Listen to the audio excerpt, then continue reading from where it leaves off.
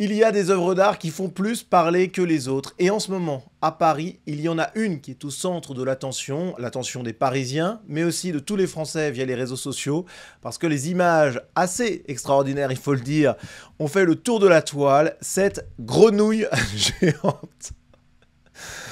Cette grenouille géante qui est installée à Place Vendôme, à quatre pattes.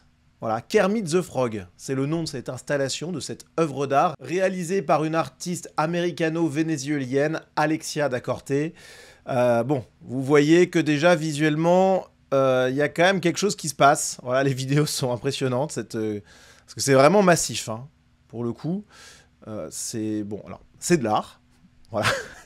C'est proposé comme une œuvre d'art. Donc, selon les règles d'or de l'art contemporain, eh bien, c'en est une, puisque l'intention artistique fait l'œuvre. Ce n'est plus le degré de technicité de réalisation, ce n'est plus la maîtrise ou non esthétique de l'artiste, même si évidemment une œuvre d'art, il y a toujours eu plein de marqueurs différents et bien entendu, la complexité fait que des œuvres d'art abstrait, d'art moderne, sont des œuvres d'art à part entière et qui peuvent d'ailleurs m'intéresser, me transporter, m'émouvoir, enfin comme tout un chacun, j'ai envie de dire.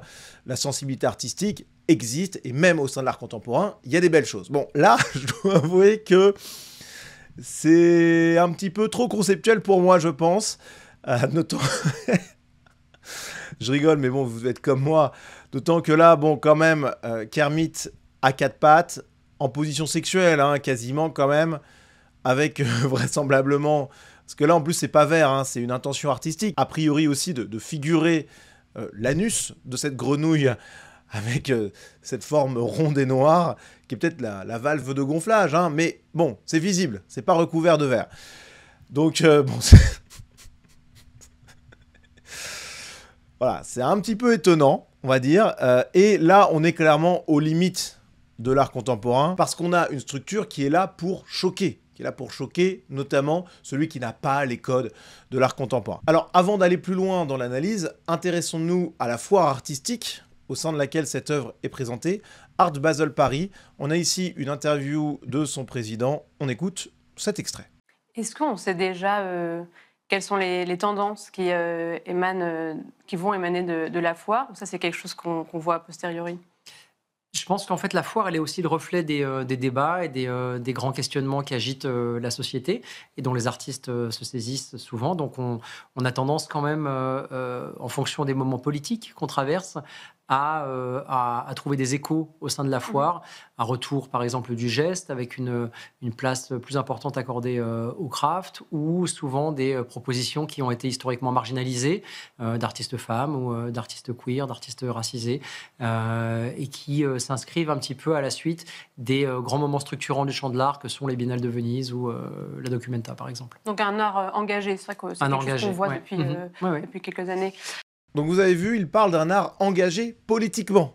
Alors, est-ce que l'art est politique? Oui, bien entendu. Mais est-ce que trop d'engagement politique ne tue pas la vocation artistique d'une œuvre d'art? Parce qu'une œuvre d'art, elle est là pour élever, pour révéler un horizon poétique, pour faire vibrer les gens qui contemplent cette œuvre ou qui interagissent avec elle. Bon, vous voyez que quand il y a trop d'engagement politique, comme c'est ici revendiqué par Clément Delépine, qui est le patron d'Art Basel Paris, bah, c'est quand même un peu problématique. Et bah, ça donne aussi ce genre de choses. Alors là, évidemment, il n'y a pas de politique à proprement parler, même si c'est une artiste américano-vénézuélienne, femme. Donc là, on voit qu'il voulait mettre des femmes en avant. Mais ici, on est surtout dans la volonté de choquer. Voilà. Et on est obligé, quand on voit cette grenouille quasiment en position sexuelle, hein. Bon, je dis pas les termes parce qu'on est sur YouTube et sinon la vidéo va passer à la trappe. Mais on est dans une posture d'attente. Voilà, j'en dis pas plus. Et on peut pas voir ça sans penser évidemment au fameux sapin.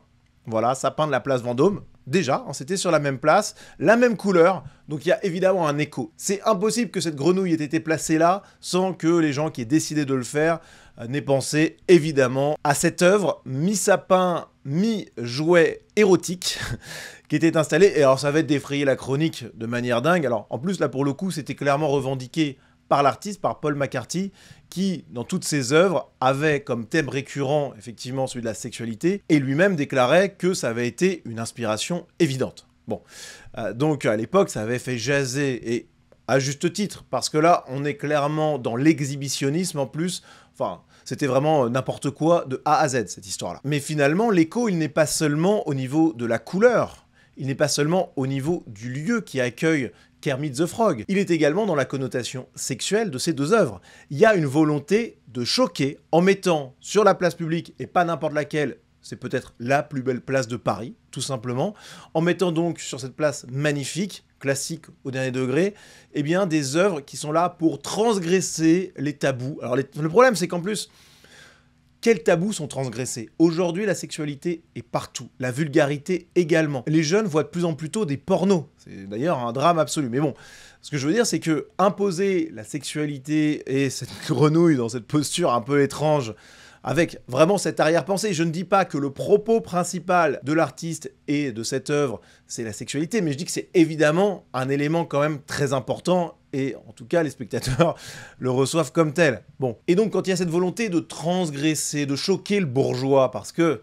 ces artistes qui sont en réalité de véritables bourgeois, hein, bien entendu, et qui sont totalement en phase avec la morale des élites, la morale dominante. Donc en fait, ils croient être des anarchistes qui choquent la bien-pensance, alors que ce sont des agents de la bien-pensance, évidemment, et qu'au contraire, le peuple, que normalement ces artistes, dans leur fantasme un peu révolutionnaire, sont censés représenter, le peuple, il veut pas de ces dégénérescences-là. Évidemment que non. Cette histoire de grenouille, je pense que bon, alors c'est marrant, les enfants doivent être amusés par ça, voilà, et même moi, j'ai un côté enfantin, je me dis, bon, c'est drôle, mais en fait, c'est pas du tout une œuvre d'art. Là, on est dans quelque chose d'autre. On est dans une réalisation technique, avec comme seule intention artistique, celle de choquer. Voilà. Mais sauf que l'art pour choquer, bah, c'est plus de l'art, parce que s'il n'y a pas de propos artistiques, quel intérêt? Bon, là, en l'occurrence, on a donc des gens qui croient choquer en mettant en avant finalement une scène pseudo-érotique, alors qu'aujourd'hui, ça fait partie de la norme et que toute la société est innervée par des images sexuelles, etc., etc. Donc tout ça, c'est ringard, en fait. C'est ringard, et c'est fou que ces artistes ne se rendent pas compte de ça. Que ce soit cette grenouille ou, à l'époque, le fameux sapin sur la place Vendôme, ils se rendent pas compte que tout ça, c'est dépassé, quoi. Si au contraire, ils voulaient choquer, ben, ils pourraient mettre de la pudeur dans leurs œuvres. Ils pourraient faire de l'art beaucoup plus classique, beaucoup moins déstructuré que ce qu'on peut voir aujourd'hui dans l'art contemporain. Même s'il y a tout dans l'art contemporain, évidemment. Mais le véritable geste punk aujourd'hui, le geste anarchiste, ben, c'est finalement de revenir aux normes classiques et à la recherche esthétique. Alors évidemment, la recherche esthétique pour la recherche esthétique, même si ça peut être très beau, évidemment, c'est pas non plus ça qui donne le frisson de rêve et de poésie que doit nous apporter normalement une œuvre d'art. Ok, mais enfin, ça serait pour le coup assez révolutionnaire. Alors, on a eu des réactions outrées sur les réseaux, on a quand même eu des défenseurs de cette grenouille, à commencer par Mathieu Slama, cette figure de la gauche intellectuelle parisienne qui a adoré. Voilà ce qu'il tweet. Nouvelle panique morale lancée par des réacs dont la vision de l'art est bêtement esthétisante et passéiste. Bravo à la mairie de Paris pour cette initiative originale. Ah là là là là. Alors Mathieu Slama, pour ceux qui connaissent pas, bon, c'est un peu la gauche chimiquement pure. Donc évidemment que lui, il va adorer ça. Même si au fond, je pense qu'il doit trouver ça grotesque. Bon, mais bon, ça fait bien quand on est de la gauche germano-pratine. Ce qui est intéressant, c'est que pour lui, les critiques contre cette structure gonflable, ça serait une panique morale réactionnaire. Mais de quoi il parle? On a des gens, et j'en fais partie, hein, qui apprécient la modernité dans l'art, dans la peinture, dans la sculpture, ou même dans les structures gonflables, hein, voilà. Ça me fait pas peur. Au contraire, je peux même apprécier. Simplement, on doit être capable quand même de se distancier quand on voit des choses de ce genre. Et pour plein de raisons qui sont absolument pas réactionnaires, qui sont pas de l'ordre de la panique morale. Mais bon, Mathieu Slama, évidemment, lui demander ça, bon, c'est trop compliqué, hein, surtout que là, en plus, il y a la mairie de Paris dans l'histoire, autant vous dire que lui, bon, il va être en extase. Mais c'est amusant parce qu'en fait, il prend le contre-pied toujours. S'il y a quelqu'un qui l'identifie comme de droite, autant vous dire que ça fait du monde. Parce que des gens à droite de Mathieu Slama, il y en a un paquet. Je pense que même si vous êtes de gauche et que vous regardez cette vidéo, vous êtes à droite, voire à l'extrême droite de Mathieu Slama. Bon, c'est une caricature, donc j'avoue que là, c'est un peu facile hein, de ma part. Mais bon, bah, en même temps, il réagit et c'est intéressant, je trouve, sa réaction. Mais donc pour lui, tout ce qui est détesté par quelqu'un qui est à sa droite, c'est forcément une bonne chose. Stop, on peut pas être aussi bête, c'est impossible. Donc voilà pour cette œuvre d'art qui défraie un petit peu la chronique. Je voulais vous en parler, alors c'est de manière un petit peu légère, peut-être pas aussi structurée que d'autres vidéos que j'ai pu faire sur cette chaîne ou que je referai sur cette chaîne, Mais je trouvais ça quand même intéressant, et puis ça permet d'ouvrir le débat. Voilà. Cette vidéo, elle est là même pas tant que ça pour que je donne mon avis, elle est aussi là pour que vous vous exprimiez, que vous me disiez ce que vous pensez de cette œuvre d'art. Voilà. Bon, franchement, parce que l'histoire, pour quand même mettre un peu d'analyse artistique là-dedans, quand on écoute ce que nous dit l'artiste, on se rend compte qu'en fait, elle a voulu représenter une scène d'une de ces grandes parades américaines où vous avez des mascottes gonflables qui sont portées par la foule. Et comme nous dit cet artiste, en 1991, Kermit, donc une structure gonflable Kermit, s'est accroché à quelque chose et une partie de sa tête s'est déchirée. Le plus étrange, c'était que seule sa tête s'étant dégonflée, elle était entre deux vies, deux états. Donc il y a un épisode, a priori, de la vie de cet artiste, en tout cas de l'histoire américaine. Bon, je ne sais pas si ça a marqué tant que ça les Américains, cet épisode, mais en tout cas, elle a voulu représenter une structure gonflable entre deux vies, entre deux états. Bon, pour ça, Kermit est donc à quatre pattes. Fesses tendues, voilà. Je sais pas, je suis pas convaincu. Je suis pas convaincu, donc voilà. Donnez-moi votre avis en commentaire. Qu'est-ce que vous pensez de ça ? Est-ce que vous êtes comme moi à considérer que là, on n'est pas dans l'art, même dans l'art moderne, l'art contemporain, qui peut vraiment produire de belles choses, hein. Là, on est vraiment dans, moi, ce que je déteste, c'est-à-dire l'intention pour l'intention, et finalement, ce qui fait de cette œuvre, qui est peut-être une petite prouesse technique, hein, j'imagine qu'à confectionner, à créer, enfin, c'est quand même costaud, hein. Mais ce qui fait de cette structure gonflable assez banale, finalement, une œuvre d'art, c'est l'intention. C'est-à-dire, en fait, ici, pour l'immense partie de cette intention, hein, son positionnement sur la place Vendôme en écho, évidemment, à la structure qui était présente il y a quelques années.